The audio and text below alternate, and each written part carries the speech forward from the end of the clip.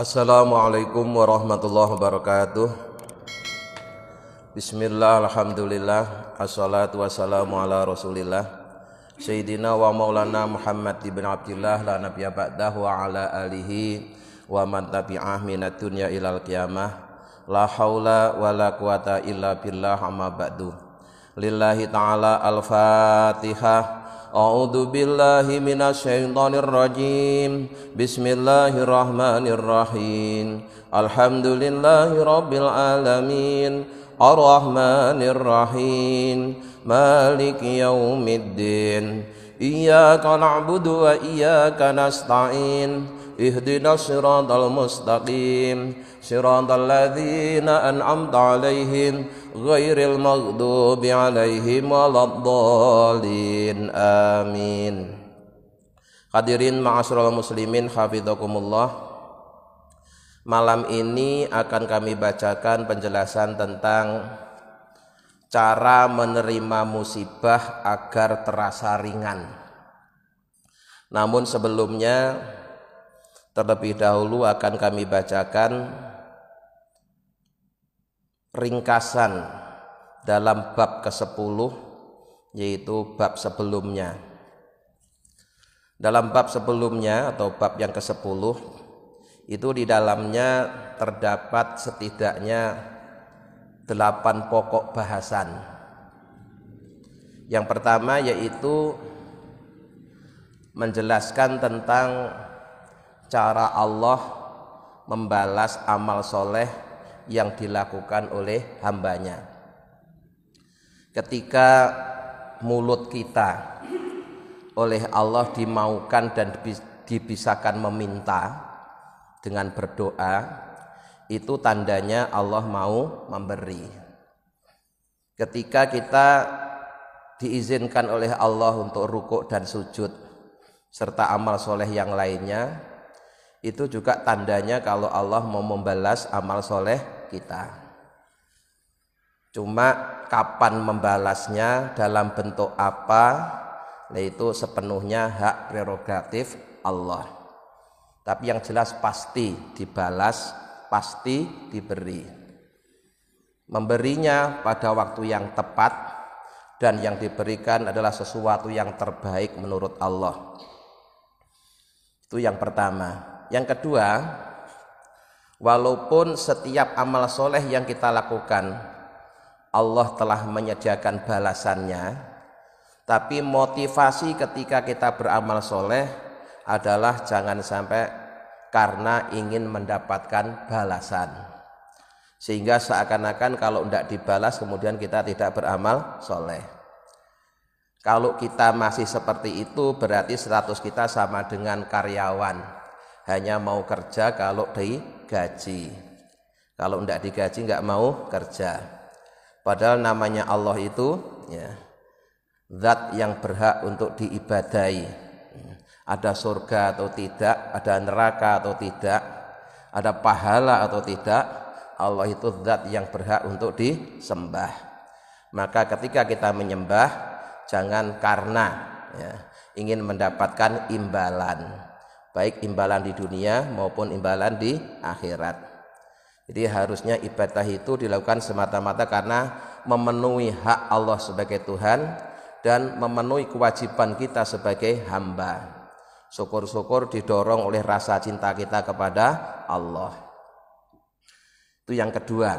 Yang ketiga, Allah selalu mengenalkan dirinya kepada hambanya dengan 2 cara, yaitu dengan cara memberi atau dengan cara menolak. Ketika Allah memberi apa yang kita inginkan, itu Allah sedang memperkenalkan dirinya dengan sifat jamalnya, sifat maha indahnya. Sebaliknya, kalau suatu saat kita meminta tetapi Allah tidak berkenan untuk memberi, itu juga merupakan cara Allah memperkenalkan dirinya kepada kita, yaitu yang sedang dikenalkan adalah maha jalalnya, maha agungnya, maha besarnya. Jadi bagi hamba yang telah mengenal Allah, diberi atau tidak diberi, dia tetap mengenal Allah. Kalau diberi mengenal Allah karena Allah sedang menunjukkan sifat jamalnya, maha indahnya. Kalau sedang tidak diberi, dia mengenal Allah karena Allah sedang menunjukkan sifat agungnya. Itu isi yang ketiga. Kemudian yang keempat, ketika kita beribadah kepada Allah, itu hendaknya kita fokus menghadap Allah. Jangan justru sibuk memandang diri sendiri. Artinya begini, ya. Misalnya kita mau sholat. Sebelum sholat, tentunya yang kita lakukan adalah mempersiapkan diri hal-hal yang menjadi syarat sahnya sholat. Nah, tetapi begitu sholat sudah dimulai, jangan mikir syarat sahnya sholat lagi. Hendaknya pikiran kita fokus menghadap Allah. Ya, kalau mau mikir syarat sahnya sholat, lakukanlah sebelum kita sholat. Tapi begitu sudah sholat, sudah takbiratul ihram, jangan kemudian kita mikir syarat sahnya sholat, tapi pikirlah Allahnya. Ya, ibaratnya bapak ini mau bertamu kepada seorang pejabat, misalkan dapat undangan dari Pak Bupati. Tentunya bapak persiapannya mulai berpakaian yang sopan, itu bapak lakukan sebelum ketemu Pak Bupatinya. Tapi nanti ketika bapak sudah ketemu bupatinya di kantornya, duduk berhadap-hadapan dengan bupati, jangan mikir, aku tadi sepatuku sudah benar apa belum ya, bajuku sudah rapi apa belum ya, celanaku sudah disetrika apa belum. Jangan mikir gitu, itu namanya tidak sopan. Sudah ngadep bupati kok masih mikir sepatunya, mikir celananya, mikir bajunya. Kita harus fokus menghadap Pak Bupati. Begitu juga ketika sholat, ya, sebelum kita menunaikan ibadah sholat, perhatikan syarat sahnya sholat, mulai tata cara bersuci, menutup aurat, dan lain-lain. Tapi begitu kita sudah sholat, berarti sudah menghadap Allah, ya fokus kita menghadap Allah. Jangan tuh sibuk, tadi wuduku sah apa enggak ya, tadi bajuku yang pakai nutup aurat ini suci apa enggak, terus bacaanku fasih apa enggak. Jangan begitu, ya. Itu namanya orang yang sibuk dengan dirinya sendiri, bukan sibuk menghadap Allah. Jadi kalau sudah menghadap Allah itu ya fokus memandang Allah, fokus menghadap Allah, jangan mikir diri sendiri. Kemudian yang kelima, kita hendaknya selalu sadar namanya manusia itu selalu sangat butuh kepada Allah. Tidak hanya saat kita sudah ada di dunia, sejak kita masih dalam tulang sulbi orang tua kita itu sudah dalam perlindungan dan pemeliharaan Allah. Sampai kemudian kita diwujudkan lahir ke dunia, segala fasilitas juga disediakan oleh Allah. Itu harus selalu kita sadari. Nah. Kemudian yang keenam, kita yang namanya manusia itu selalu butuh kepada nikmatnya Allah. Ya. Dan nikmat Allah ini kita butuhkan tidak hanya saat kita hidup, sampai nanti kita mati. Dan nikmat Allah itu ya, sedetik pun tidak pernah meninggalkan kita. Ya, ketika kita bernafas, kita hidup ini kan perlu bernafas, jantung kita perlu berfungsi, paru-paru perlu berfungsi, darah kita perlu mengalir. Nah itu semuanya itu yang menggerakkan adalah Allah. Jadi manusia tidak bisa, tidak butuh kepada Allah itu tidak bisa. Cuma dia sadar apa tidak sadar, begitu saja. Kemudian yang ketujuh, ketika orang itu sudah merasakan enaknya bercengkerama bersama Allah, maka dia akan gelisah ketika dia berkumpul bersama sesama makhluk. Contoh yang gampang, kalau bapak sudah bisa merasakan manisnya ketika bertahajud, ketika sendirian bersama Allah, maka Bapak akan merasa resah dan gelisah ketika duduk ngobrol bersama teman-temannya. Ya. Jadi nikmatnya ketika rukuk dan sujud di waktu malam, di waktu yang sunyi, itu mengalahkan gembiranya dan senangnya hati kita ketika ngobrol bersama teman-teman. Nah, mari kita koreksi, apakah kita sudah bisa seperti itu atau belum. Terkadang kalau ngobrol sama teman betah berjam-jam, tapi ketika diajak tahajud sebentar saja sudah capek, berarti belum merasa nyaman bersama Allah. Kemudian yang kedelapan, yang terakhir, menjelaskan tentang dua jenis nur atau cahaya. Ya, ada cahaya jasmani, ada cahaya rohani, ada cahaya indrawi, ada cahaya maknawi. Jadi sebagaimana Allah menerangi alam semesta ini dengan cahaya makhluknya, yaitu matahari, bulan dan bintang, maka Allah juga menerangi hati hambanya dengan ilmu, makrifat, dan diberikan pengetahuan tentang beberapa rahasia. Nah, maka dari itu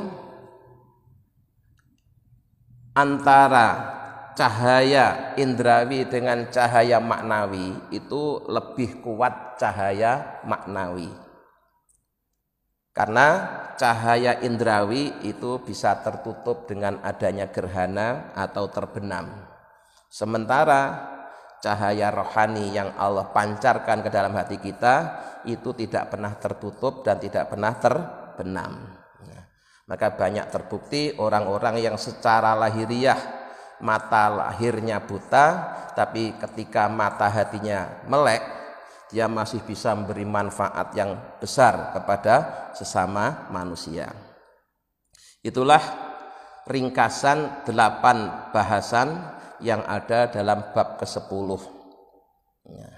Kemudian sebelum Syekh Ibnu Athaillah memberikan tuntunan tentang cara menerima musibah agar terasa ringan, beliau mengingatkan dengan salah satu firman Allah dalam surah Al-Baqarah yang berbunyi, am hasibtum an tadkhulul jannata walamma ya'tikum mathalul ladzina khalau min qablikum, al-ayah.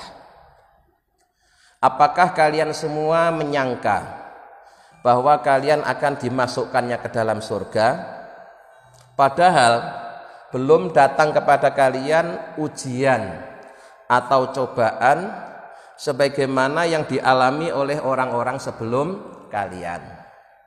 Artinya, ketika seseorang itu sudah beriman, tidak serta-merta langsung masuk surga, tapi iman itu akan diuji oleh Allah. Kalau lulus baru dimasukkan ke dalam surga. Tapi kalau tidak lulus, ya harus ada yang diulang, harus yang jalani sanksi. Di ayat yang lain yang senada dengan ayat ini adalah akhasiban nasu ayyaqulu amanna wa hum la yuftanun. Apakah orang-orang menyangka kalau sudah mengatakan aku beriman berarti sudah cukup, kemudian tidak diuji? Itu tidak, pasti akan diuji. Nah, kemudian yang paling berat ujiannya itu adalah tentunya para rasul, terutama yang kemudian dapat gelar ulul azmi, 5 orang itu ujiannya paling berat. Maka begitu lulus dapat gelar ulul azmi yang punya tingkat kesabaran yang luar biasa. Kemudian disusul rasul-rasul yang lainnya yang bukan ulul azmi. Setelah itu disusul lagi para nabi, para walinya Allah, para hamba-hamba Allah yang soleh, kemudian sampai kepada kita. Yang jelas, siapapun orangnya yang sudah beriman, tetap dia akan diuji oleh Allah. Nah, kemudian berat dan tidaknya ujian itu sudah diukur oleh Allah. Artinya Allah tidak akan membebani ujian di luar kemampuan hambanya. Ya. Tetapi untuk si hambanya itu sendiri, ketika diuji dengan ujian yang sama, itu ada yang merasa berat, ada yang merasa ringan. Nah, yang merasa berat itu karena mereka tidak siap. Ya.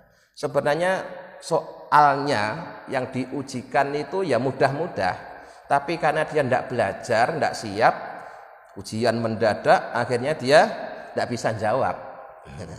Nah, yang satu itu karena sebelumnya sudah tekun belajar, begitu diuji udah siap, sehingga walaupun ujiannya berat bagi dia juga terasa ringan. Jadi berat dan tidaknya ujian itu tergantung peserta ujian. Kalau pesertanya siap, diuji kayak apapun ya mudah, ringan. Tapi kalau pesertanya nggak siap, walaupun ujiannya mudah akan terasa berat. Nah, makanya kemudian Syekh Ibnu Athaillah yang punya Al-Hikam memberikan tuntunan kepada kita bagaimana cara agar kita siap menghadapi ujian dari Allah.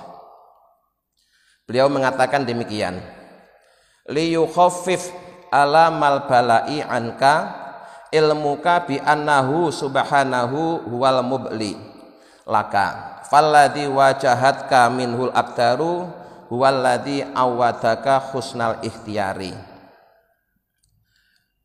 Liyukhaffif, hendaknya menjadikan ringan alamal bala'i, pada sakitnya ujian, cobaan, bencana, anka darimu. Apa yang hendaknya bisa menjadikan ringan adalah ilmuka, kesadaranmu, pengetahuanmu, makrifatmu, bi annahu subhanahu huwal mublilaka, bahwa sesungguhnya yang menguji kamu itu adalah Allah. Kalau bahasanya dibalik demikian, jika engkau selalu memandang Allahnya, ya, jika engkau selalu memandang Allahnya, maka ujian seberat apapun akan terasa ringan. Karena yang kau lihat adalah bukan ujiannya, tapi pengujinya, ya, bukan bencananya, bukan balaknya, tapi Allahnya. Nah, dan kalian tahu, nah, bahwa Allah yang hari ini menjalankan takdirnya menguji kita, itu adalah Allah yang sama yang selama ini selalu memilihkan yang terbaik buat kita. Jadi selama ini kita ini oleh Allah selalu dimanjakan, diberikan yang terbaik. Terus kemudian sekali-kali kita diuji oleh Allah. Nah, kalau kita sadar seperti itu, ya, maka ujian tadi akan terasa ringan. Kenapa? Karena kalau dihitung-hitung, dibandingkan antara pemanjaan Allah kepada kita dengan ujiannya, itu lebih sering pemanjaan Allah kepada kita. Selama ini kita telah dimanjakan oleh Allah, diberikan aneka macam yang enak-enak, ya, yang mudah-mudah, yang baik-baik. Kemudian sekali-kali kita diuji oleh Allah dengan yang tidak enak. Jadi ngujinya itu enggak setiap saat, Pak. Ujiannya itu hanya sekali-kali. Ya kayak anak sekolah itu ya. Masa anak sekolah setiap hari ujian kan enggak mungkin kan ya. Kadang ujiannya 3 bulan sekali, kadang 6 bulan sekali, gitu aja. Nah, Allah menguji kita juga seperti itu. Contohnya, ya, Allah nguji kita sakit. Ya. Mari kita hitung. Dalam hidup kita ini sehat dan sakitnya lebih lama mana? Pasti lebih lama sehatnya. Sakitnya cuma sekali-kali. Dihitung-hitung lebih banyak sehatnya. Nah, ketika kita diuji sakit, maka sakit itu kan terasa ringan kalau yang kita ingat itu sehatnya. Ya. Nah, masalahnya kita selama ini salah pandang, ya. Ketika kita diuji sakit, maka beberapa tahun yang sehat itu kita lupakan. Yang kita ingat-ingat pas lagi sakitnya itu. Akhirnya yang mengeluh. Ya, berarti salah kita ya, salah kita cara memandang. Contohnya, ya, kalau kisah di kalangan para rasul yang populer adalah Nabi Ayub alaihissalam. Ya. Cerita ringkasnya demikian. Nabi Ayub itu pada mulanya orang yang kaya raya, banyak punya keluarga, artinya punya beberapa istri, punya beberapa anak gitu. Dan juga sangat dermawan. Setiap hari Nabi Ayub itu menyediakan makanan untuk fakir miskin dengan jumlah ribuan bungkus. Tapi kemudian suatu hari Allah menguji Nabi Ayub. Pertama, hartanya habis. Kedua, keluarganya juga habis, meninggal semua, kecuali hanya satu orang istri yang setia mendampingi Nabi Ayub. Nabi Ayub yang pada mulanya dipuji-puji orang, dihormati, ketika sedang sakit itu dikucilkan, dibuatkan gubuk di dekat tempat sampah karena sakitnya itu. Ya. Nah, berapa tahun Nabi Ayub itu sakit? Selama 18 tahun. Terus istrinya yang setia tadi itu pernah mengusulkan, Tuhan ini kan seorang rasul, kekasihnya Allah, manusia pilihannya Allah. Mbok ya berdoa mohon kesembuhan. Saya yakin kalau Tuhan mau berdoa mohon kesembuhan pasti oleh Allah akan dikabulkan. Apa kata Nabi Ayub? Dia tanya ke istrinya, saya sakit itu udah berapa tahun? 18 tahun. Terus kemarin sehat itu berapa tahun? 80 tahun. Apa kata Nabi Ayub? Malu ah. Malu. Kenapa? Sehat 80 tahun, sakit 18 tahun, sudah minta sembuh. Itu aja malu, Pak. Pada 18 tahun. Ya. Nah, kalau dibandingkan dengan kita kan jauh sekali ya. Wah, jauh sekali. Memang kita bukan nabi ya. Kita ini seumur-umur sehat. Ya. Baru sakit flu semalam saja, ngeluhnya udah nggak karu-karuan. Ya. Padahal baru semalam. Ketika ketemu temen itu, yang diceritakan pas sakitnya itu. Ya. Badanku nggak enak, kemarin bersin-bersin, kepala meriang, tenggorokan gatal, itu aja yang diceritakan. Padahal itu kejadiannya barangkali hanya baru sehari atau baru dua hari. Lah yang kemarin yang puluhan tahun sehat segar bugar itu ketutup semua, nggak diingat. Itulah yang menjadikan kita ketika diuji oleh Allah terasa berat, karena yang kita lihat hanya ujiannya, bukan kebaikan Allah. Ya. Coba kalau yang kita lihat kebaikan Allah, kita tidak bakal menggerutu, tidak bakal mengeluh. Ya, tadi kita bandingkan lah. Ya. Selama-lamanya kita sakit dibanding dengan sehatnya pasti lebih lama sehatnya. Makanya yang saat ini sedang kita alami bersama, tidak hanya se-Indonesia tapi sedunia. Ya. Seumur-umur ada pandemi corona itu kan juga baru setahun ini kan ya, baru setahun ini.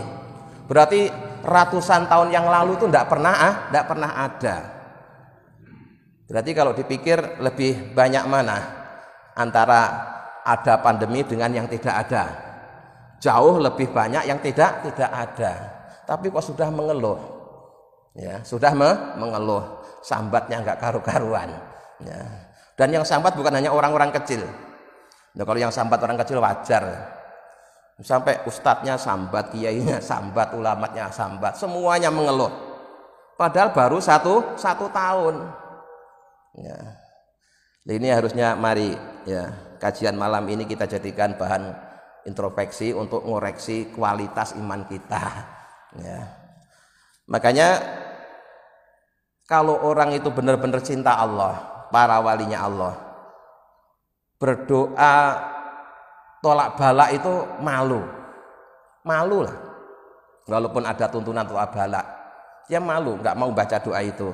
Kok seakan-akan dia tidak ridho dengan qadha qadarnya Allah, padahal kan qadha qadarnya Allah sudah jelas memang ada yang baik, ada yang buruk. Lah ini pas Allah menjalankan qadar buruknya langsung kita tolak, ya berarti kan kurang ajar. Tidak sopan. Nah, terus gimana? kalau saya lebih suka bukan doa tolak balak Pak, tapi doa mohon keselamatan gitu. Silahkan balak tetap terjadi sesuai dengan rencana Allah, tapi kita mohon selamat gitu, lebih sopan itu ya, lebih sopan. Jangan belum apa-apa sudah nolak balak. Bahkan kalau kita lihat komentar orang-orang di internet ya, itu kan seakan-akan dia mengintervensi Allah, menyuruh Allah agar segera corona ini segera pergi, segera selesai, dia mau begini-begini dan seterusnya. Yang dia sebutkan adalah kepentingan dia sendiri. Nah, ini mari kita sekali lagi untuk introspeksi, muhasabah, ngoreksi diri kita ya. Saya yakin semua qada qadarnya Allah walaupun kelihatannya tidak baik, tapi pasti di baliknya itu ada kebaikannya. Karena selama ini memang Allah selalu memberikan yang terbaik. Kadang orang bertanya, ngapain sih dunia ini kok ada bencana? Apa enggak bisa sih dunia itu dibikin aman, tentram itu, biar kita enak ibadah. Nah, orang yang mikir seperti itu hanya mikir sebagian. Dia enggak sadar kalau dunia ini aman terus, tentram terus, itu yang merasa nyaman bukan yang ahli ibadah saja, Pak. Yang biasa berbuat maksiat juga merasa aman. Yang biasa berzina juga merasa aman. Yang biasa mencuri juga merasa aman. Jadi bukan kita yang ahli ibadah saja yang merasa aman kalau dunia terus aman. Makanya ya sekali-kali dibikin oleh Allah menjadi tidak aman. Ya, biar sadar kalau kita ini cuma hambanya Allah. Kita disuruh meminta, tapi bukan mengintervensi. Ya, jangan memaksa Allah pas doa seperti orang mengajukan proposal, ya, menyampaikan segala macam rencananya. Itu namanya orang yang ibadah bukan karena ingin memenuhi haknya Allah sebagai Tuhan atau ingin melaksanakan tugasnya sebagai hamba, tapi dia beribadah, berdoa karena ingin mencari sesuatu yang menguntungkan dirinya.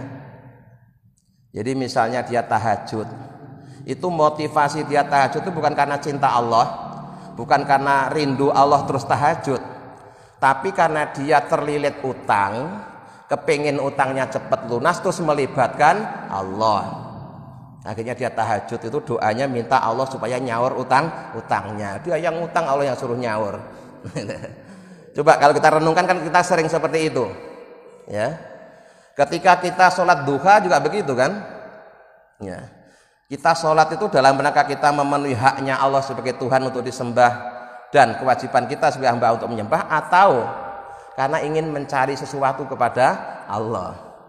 Itu walaupun boleh tapi ya kelasnya anak-anak lah yang seperti itu ya. Walaupun saking baiknya Allah yang begitu juga boleh loh Pak ya. Daripada nanti Bapak minta ke dukun ya, daripada minta ke paranormal, ini kan masih minta ke Allah, itu masih boleh. Tapi kalau kita menemui Allah terus dalam kondisi seperti itu, terus kapan status kita sebagai hamba ini akan meningkat?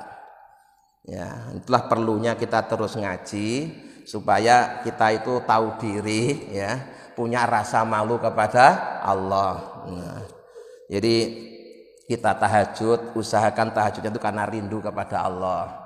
Ya, sayang kalau semalam itu hanya dihabiskan untuk tidur. Karena ketika tidur kita kan tidak ingat Allah, terus cepat-cepat bangun gitu. Ya. Kemudian ketika berdoa, ya, kalau orang itu mencintai Allah, itu dilihat dari susunan doanya itu udah ketahuan. Apa? Kalau orang yang mencintai Allah ketika berdoa itu isinya itu pujian semua, Pak. Ya. Jadi bacaan doanya itu puji-pujian. Memuji Allah, mensifati Allah, baru nanti kalau toh ada permintaan itu sedikit sekali. Ya. Nah, sebaliknya kalau orang itu datangnya menemui Allah karena ingin mendapatkan sesuatu, itu dari awal itu minta terus. Ya, dari awal permohonannya itu isinya permintaan semua. Nah, pujiannya hanya sedikit. Nah, ya walaupun begitu sebenarnya Allah ya juga dibolehkan, ya, masih dibolehkan. Tapi ya jangan begitu terus lah. Ya, kita ini sudah tua, kita sudah lama berislam, itu ya harus memperbaiki adab kita di hadapan Allah. Jadi jangan sampai kita kelihatannya beribadah kepada Allah tapi ternyata motivasinya khaldun nafsi, untuk memenuhi kesenangan hati kita sendiri atau nafsu kita sendiri, bukan untuk memenuhi haknya Allah sebagai Tuhan. Nah, jadi kembali, salah satu cara agar ketika kita diuji oleh Allah terasa ringan, maka janganlah melihat ujiannya, jangan melihat bencananya, jangan lihat cobaannya, tapi lihatlah bahwa yang menguji itu adalah Allah, ya, yang menguji adalah Allah. Dan kebiasaan Allah selama ini, ya, itu selalu memberikan kebaikan-kebaikannya kepada kita, sehingga kita husnudzon, berkeyakinan baik bahwa di balik ujian Allah ini nanti juga akan muncul beberapa kebaikan-kebaikan yang lain. Ya, tapi ya harus sabar menjalani ujian. Ya. Jadi kalau sakit itu ya jangan buru-buru langsung minta sembuh, disyukuri dulu atau minimal sabar dulu. Nah, ya. Paling tidak ridho dulu lah, ya, ridho bahwa sakit ini merupakan bagian dari qadha qadarnya Allah. Terus setelah dirasakan beberapa saat, kalau tidak sabar, terus syariat memberikan tuntunan bahwa kalau kita sakit disuruh berobat. Tapi tetap dalam keyakinan nanti yang nyembuhin bukan obatnya, yang nyembuhin bukan dokternya, yang nyembuhin juga Allah. Nah, kapan Allah nyembuhin ya terserah Allah, yang penting ikhtiar sudah dilaksanakan. Gitu loh. Jadi itu cara memperbaiki adab kita di hadapan Allah Subhanahu wa taala. Jadi nanti dalam bahasan berikutnya itu akan ada beberapa contoh. Ujian itu tidak hanya dalam bentuk sehat dan sakit, tapi ada juga ujian yang bentuknya itu kehilangan harta. Nah, ini saya tambahkan sedikitnya. Ketika kita punya uang 100.000, kemudian yang 10.000 itu hilang, harusnya supaya terasa ringan itu jangan mikir yang 10.000, tapi syukuri yang 90.000. Alhamdulillah, yang hilang cuma 10, yang tersisa masih 90. Tapi apa yang terjadi selama ini? Kebalikannya kan? Ya. Kita punya uang 100.000, hilang 10.000, yang kita sedihkan justru malah yang 10.000 itu. Yang 90 itu seakan-akan dianggap tidak ada. Ini namanya kufur. Kenapa kamu sudah disisakan 90 kok masih mikirin yang 10.000? Nah, cara pandangnya yang keliru tadi ya. Kan harusnya masih bersyukur, alhamdulillah yang hilang cuma 10, masih banyak yang tersisa gitu loh ya. Jadi kita harus sadar bahwa Allah itu maha baik, Allah itu maha penyayang. Selama ini Allah selalu memberikan yang terbaik kepada kita. Maka kalau kemudian sekali-kali Allah menguji kita, ya, jangan dilihat ujiannya, tapi lihatlah hikmah di balik ujian. Ya, pasti nanti di balik ujian itu akan muncul kebaikan-kebaikan dari Allah Subhanahu wa taala. Sementara ini dulu, insya Allah kita lanjutkan pada pengajian yang akan datang. Mudah-mudahan dengan bimbingannya kita bisa mengamalkannya. Amin ya rabbal alamin. Allahumma sholli ala sayyidina Muhammad alhamdulillahi rabbil alamin. Allahumma inna nas'aluka imanan daima yaqinan shadiqan wa qalban khashi'an lisanan dzakiran wa rizqan halalan wa ilman nafi'an dan sholiha. Allahumma ij'alna wa auladana wa dzurriyyatina wa talamidana min ahlil ilmi wa ahlil khair lil ibadah wa la taj'al iyahum min ahlil jahli wal ma'siyah. Rabbana atina fid dunya hasanah wa fil akhirati hasanah wa qina adzabannar. Subhana rabbika rabbil izzati amma yasifun wa salamun alal mursalin walhamdulillahi rabbil alamin. Assalamualaikum warahmatullahi wabarakatuh.